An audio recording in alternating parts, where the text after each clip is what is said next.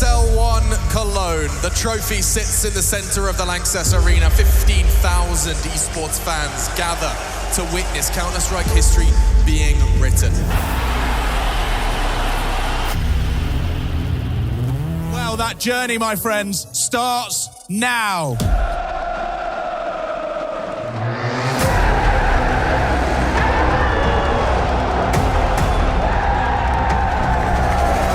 They truly are champions.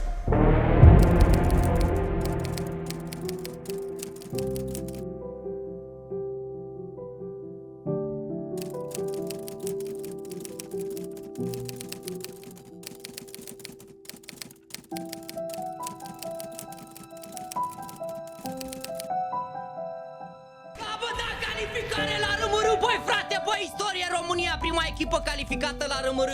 Anul 2024 a trebuit să vină la atâția ani, la 8 distanță de crearea organizației, pentru a avea un full line-up românesc la Major RMR, în studiourile PGL.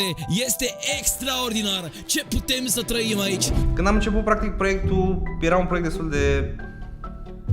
nu cu foarte multe așteptări, aș putea să zic. Adică, practic, eu mă jucam League of Legends, aveam o echipă care era destul de bună în România, locul 2-3 pe vremea aceea, și îmi doream foarte tare să am o organizație să joc, nu neapărat pentru bani, pentru că știam că sportul electronic în România nu era la un nivel atât de ridicat, dar mai degrabă să ai practic o casă în care să te joci, să ții un tricou pe tine și să te mândrești că joci undeva. Practic așa a născut Nexus-ul.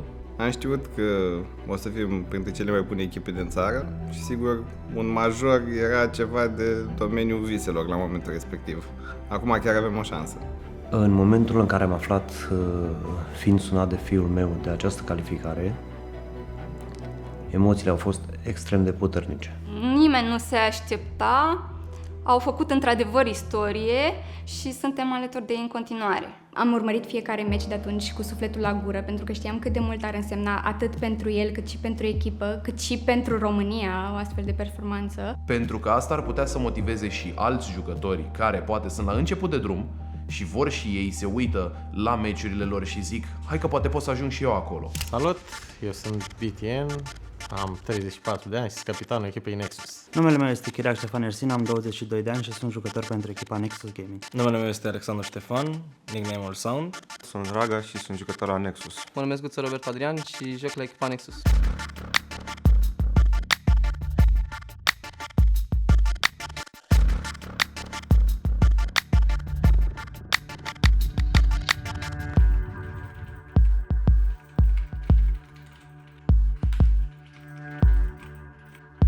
Cred că cel mai important pillar al echipei a fost întotdeauna BTN. El a ținut practic echipa în frâu, nu neapărat în joc, cât și în afara jocului. Cred că dacă nu era BTN, nu cred că ajungeam până aici. Adică, mă rog, puteam să fim ca orice altă organizație românească care ori își fac un line-up și îl schimbă foarte des. Noi am vrut să păstrăm așa un cor de jucători și a avut aceeași viziune pe care am avut-o și eu. Nici eu nu eram obișnuit, chiar și când mă jucam, să schimb foarte mulți jucători, ci mai degrabă păstram acolo un cor un timp îndeajuns de îndelungat. Cred că el a fost clar factorul foarte decisiv, chiar și în mentalul echipei, chiar și în structura echipei. Cariera de gaming mi-am început-o acum mult timp, cred că sunt în jur de 20 de ani când am început să mă joc pe calculator și am descoperit Counter-Strike. Pot să zic că a fost așa dragoste la prima vedere, mi-a plăcut super mult acest joc. Bine, la început a fost doar un hobby, însă pe parcurs am descoperit că pot să fac o carieră din acest lucru. Venind dintr-un background în care am jucat sporturi de echipă, m-a prins, m-a captivat foarte mult și primul meu concurs a fost unul care cel mai probabil mi-a schimbat viața, se vede în punctul acesta, din cauza că mi-a dat emoția și adrenalina necesară. Cariera mea de gaming a început undeva prin anul 2019-2020, când eu împreună cu alți prieteni ne-am făcut o echipă și ne-am pus scopul să evoluăm cât mai mult.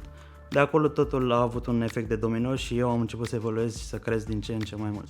Cariera mea am început-o prin 2020, deși m-am jucat de la 1.6, dar prima mea echipă profesionistă a fost 2019, cam atunci la început de pandemie. Cariera mea de gaming a început pe la vârsta de 11-12 ani, atunci când eu am văzut pe mama mea jucând foarte mult în 6.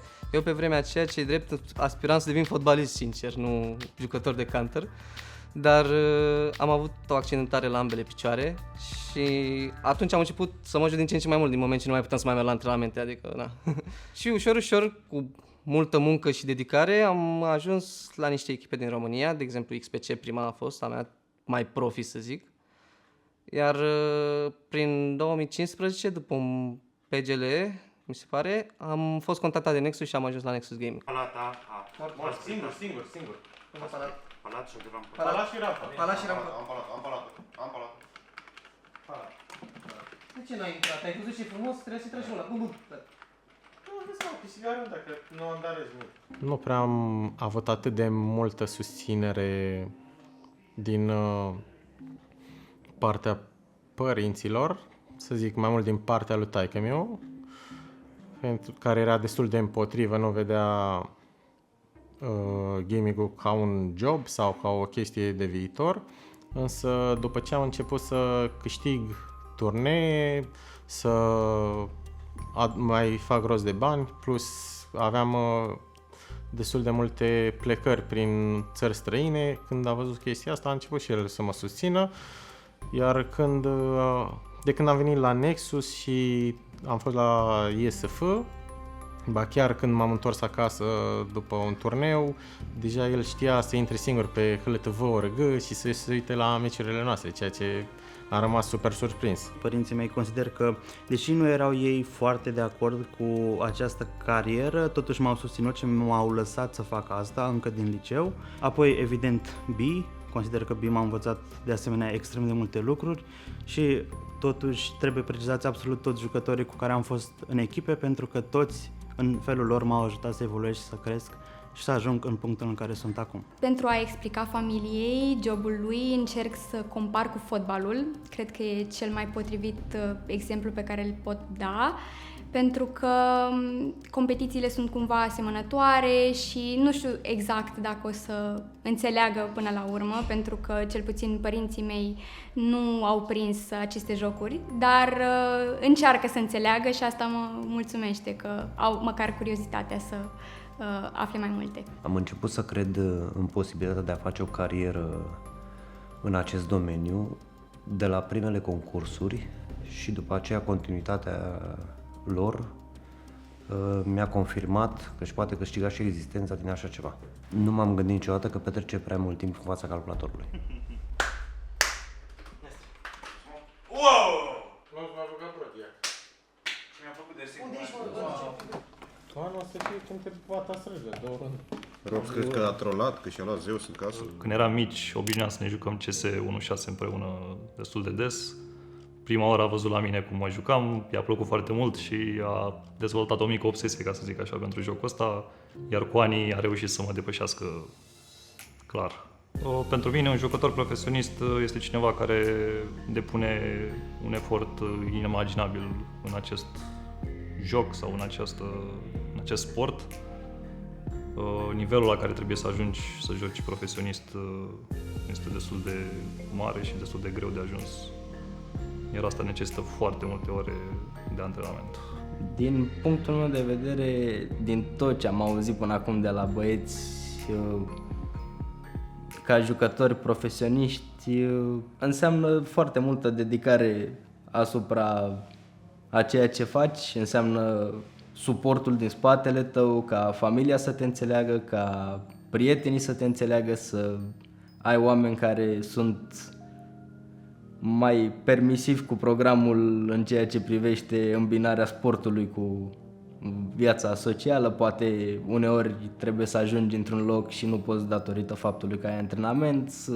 Marea majoritate a jucătorilor fac astfel de sacrificii, iar chestiile pozitive, clar că îți îndeplinești un vis și credeți-mă, în momentul în care ajungi să joci într-o arenă în care ai mii de oameni care se uită, este un sentiment unic pe care nu prea poți să-l trăiești din foarte multe puncte de vedere. E o chestie care, în cazul meu, pe vremea când mă jucam, se ridica părul de pe mână în mod constant. Cea mai mare competiție pe o scenă pe care am jucat-o a fost competiția de la Iași, ISF, unde am avut un număr enorm de români care ne susțineau în public și a spune că energia lor ne-a dat foarte multă putere și am făcut primul contact cu publicul unde pot să văd că există o presiune, însă pentru mine publicul este mai mult un boost de energie decât o presiune pe umerii mei, deoarece îmi dau mereu 100%. Oh my God, another close round, but Romania, they won't be stopped. Oh, and Sound's starting to love it. The crowd is starting to go wild. This is what it's all about. What a time! Dacă ar fi să îi explic unei persoane ce înseamnă să fii pro-gamer, m-aș limita la 2 atribute, determinarea și ambiția, pentru că la o primă vedere poate părea un simplu joc, dar de fapt este o muncă ce necesită un aport foarte mare de determinare, ambiție pentru a putea să îți valorifici talentul. Diferența dintre un jucător profesionist și un jucător casual care se joacă totuși mult acest joc este, din punctul meu de vedere, una foarte mare, pentru că un jucător profesionist trebuie să se comporte exact ca un sportiv, trebuie să aibă o disciplină, trebuie să aibă o rutină foarte bună pusă la punct, trebuie să aibă grijă la diferiți factori care îi pot afecta performanțele și consider că acele 100 de ore puse în joc de un jucător casual nu se pot compara atât din punct de vedere al intensității, cât și din punct de vedere al tacticilor, al nivelului efectiv cu cel al unui profesionist, cele ale unui profesionist. În ultimul vreme, cum spuneam, pe lângă programul care îți oferă mai mult timp și pentru prieteni și pentru familie, în gaming s-au mai implementat foarte multe chestii din sporturile clasice. Acum avem parte de antrenori, analiști, psihologi, nutriționiști și o grămadă de oameni care stau în spatele tău ca să îți ridice performanțele. Hate-ul ăsta gratuit pe care îl primesc mare parte din jucători afectează, poate nu pe moment sau poate nu-și dau seama jucătorii, dar strică foarte mult mood-ul echipei. Spectatorii pun destul de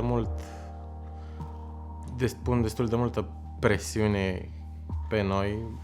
Bine, pe mine mai puțin, chiar dacă m-au un vizor mai mult, pentru că adică sunt de atâta timp la Nexus și în principiu se iau de mine, dar nu mă afectează atât de mult, însă pe niște jucători care sunt mult mai tineri, probabil îi afectează, adică mă uit și la colegii mei, uneori sunt, mă rog, poate în ultima vreme nu mai sunt, acum avem un psiholog care ne ajută destul de mult, însă au fost perioade în care toată lumea era destul de afectată când vedea atât de mult hate din neant pentru absolut nicio problemă. Adică, da, mai pierzi, mai câștigi. De obicei, când câștigi, toată lumea te susține, însă, cum ai pierdut primul meci, gata, toată lumea se întoarce la 180 de grade și aceiși oameni care te felicită te înjură după. Fiecare om, fie că e vorba de mine, fie că e vorba de Ion,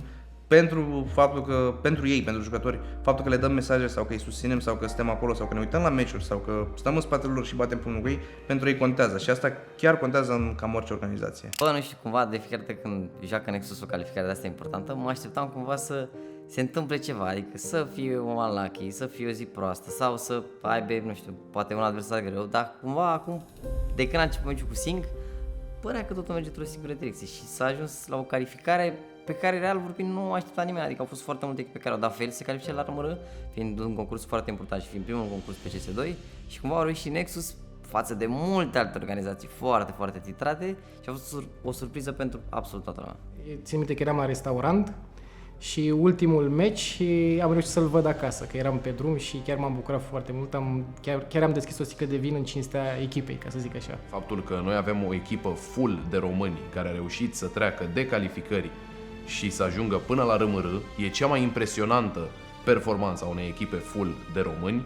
Sigur, am mai avut jucători români prin echipe străine, dar asta e un lucru extraordinar. Iar pentru mine, spuneam că înseamnă foarte mult, din cauza că nu s-a mai întâmplat asta până acum și mă bucur foarte mult că am fost cumva în spatele lor, să spunem așa, nu m-am îndoit niciodată de puterile lor și faptul că au reușit să ajungă până acolo mi-au confirmat și mie că nu am greșit și că a fost o idee bună să-i susțin până aici și să-i susțin și în continuare și, din perspectiva mea, sunt sigur că pot să ajungă și la major. Am simțit ceva ce n-am mai simțit de foarte mult timp, sentimentul ăsta de competiție, de plăcere de a urmări o echipă și mă bucur foarte tare că au reușit performanța pe care au reușit. Nimeni nu cred că se aștepta cu adevărat să ajungem aici, însă iată că se poate. Eu când m-am calificat am fost acasă, am sărbătorit alături de iubita mea, îmi venea să plâng, mă simțeam foarte, foarte fericit. Îl sunasem pe tata după să-l anunț pe el, deși el se uita la meci cumva să avem un moment de sărbătorire împreună.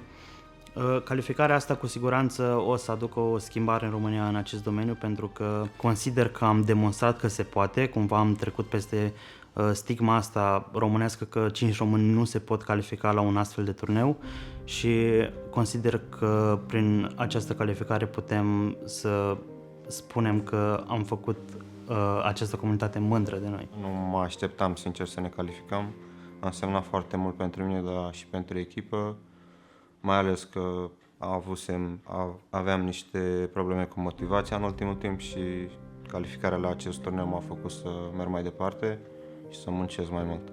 Încă nu venea să cred după încă câteva zile că ne-am calificat și că suntem aici. A fost un feeling foarte mare de euforie, deoarece toți anii de muncă, toată munca aceasta depusă la nivel individual cât și de echipă, a meritat. Am văzut fericirea efectiv văzută doar la alți jucători. Nu știam că o să simțim aceste clipe de emoție, de adrenalină în timpul meciului și chiar a fost un moment foarte frumos de care ne-am bucurat și în echipă după. M-am culcat și a doua zi când m-am trezit am mai verificat odată scorul pe HLTV și atunci m-am convins că chiar sunt calificați. Faptul că s-au calificat la turneul ăsta mi se pare a big move și cred că chiar o să afecteze în bine, adică vedem mai departe, dar sincer, doar faptul că au ajuns acolo și faptul că au ajuns până în punctul ăsta mi se pare insane. Comparând cu fotbalul, e ca și cum ar fi o echipă calificată în Champions League. Sper că asta să fie începutul și le urez multă baftă la RMR. Băieți, ați ajuns până în punctul ăsta, e probabil cel mai important punct din cariera voastră și puteți să ajungeți și mai sus. Au și ei 2 mâini, 2 picioare, 2 ochi, așa că puteți să-i învingeți pe toți. Multă baftă și ai România! Toate timingurile să fie cu voi, să-i vedeți primii prin smog și eu o să fiu alături de voi. Hai mă băieți! Oricât de mândră ți-aș spune că sunt de tine și oricât de mult ți-aș spune că însemni tu pentru mine, cuvintele sunt atât de mici și de prisos. Mi-ai arătat ce înseamnă viața frumoasă, o viață pe care eu nu o descoperisem până acum și nu pot decât să-ți mulțumesc etern. Vreau să te felicit pentru tot parcursul pe care l-ai avut până acum, pentru toată munca pe care ai depus-o și încă o faci, pentru că ești exemplul perfect de hard work pays off și nu pot decât să mă bucur pentru toate realizările pe care le ai și să-ți promit că voi fi alături de tine la fiecare pas. Faptul că ați ajuns până aici deja e o super realizare și vă felicit, dar dacă nu câștigați, sunteți concediați. Băi, vă pupă tancul și la RMR vreau să fiți responsabili cu headshot-ul. Hai! Salut, sunt Dima și eu personal am fost foarte bucuros că o echipă din România s-a calificat la RMR. Înseamnă foarte, foarte mult pentru fanii e-sport din România și sper să ajungă cât mai departe băieții. Eu personal o să vă susțin, chiar dacă nu joc counter la nivel profesionist, mă uit cu plăcere la toate competițiile mari, dar acum mai ales că este o echipă românească acolo, sper să ajungeți cât mai departe. Salut, sunt Andreas și eu unul m-am bucurat foarte, foarte mult când am văzut că o echipă românească calificat la RMR. Le urez succes băieților în continuare și sper să ajungă cât mai departe în această competiție. Le țin pumnii acolo și îmi doresc din tot sufletul să ducă mai departe această competiție, să iasă învingători, de ce nu să-i vedem acolo pe podium. Mă bucur că Nexus a calificat la RMR și înseamnă un lucru extrem de mare pe scena de e-sports în România, pentru că într-un final am ajuns cu o echipă românească la RMR, i-am bătut pe Big, locul 16 mondial, ceea ce înseamnă că cu siguranță putem să-i batem și pe alții care sunt mai în top, de ce nu? Și eu mă uit destul de mult, am urmărit tot parcursul lor și de-aia stau cu sufletul la gură, de ce nu, poate avem și stickere Nexus, eu mă joc destul de mult CSGO în timpul liber și de asta sper ca Nexus să ajungă cât mai departe, Doamne ajută! Salut băieți și bravo pentru calificarea istorică. Succes la București la RMR și hai cu stickerele alea. Până una alta eu mă duc să pun un loc bun la viitoarele voastre meciuri.